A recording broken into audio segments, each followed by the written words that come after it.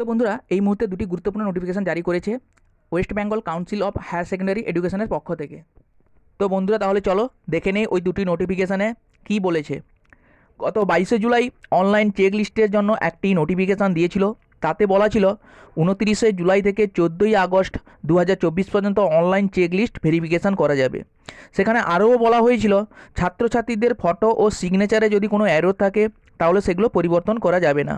কিন্তু এরপর কাউন্সিল আবারও একটি 26শে জুলাই নোটিফিকেশান দিয়ে জানিয়েছেন council is providing the access to make any correction in the registration check list including photo and signature error from 29th July to 14 August. অর্থাৎ জানিয়ে দিল 29শে জুলাই থেকে 14ই আগস্ট পর্যন্ত ছাত্রছাত্রীদের ফটো ও সিগনেচার সহ সমস্ত রকম তথ্য পরিবর্তন করা যাবে। তো বন্ধুরা এই বিষয়ে আর কোনো সমস্যা থাকলো না।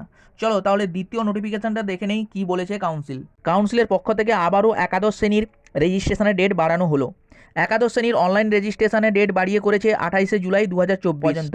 তো যে সমস্ত ছাত্রছাত্রীদের এখনও রেজিস্ট্রেশন করতে বাকি আছে তারা যেন এই ডিউ ডেটের মধ্যে রেজিস্ট্রেশনটি করিয়ে নেয়। বন্ধুরা যদি কোনো স্টুডেন্টের রেজিস্ট্রেশন কাজ বাকি থেকে থাকে তাহলে অবশ্যই ডিউ ডেটের মধ্যে করবেন। আজকে এই পর্যন্ত, থ্যাংক ইউ।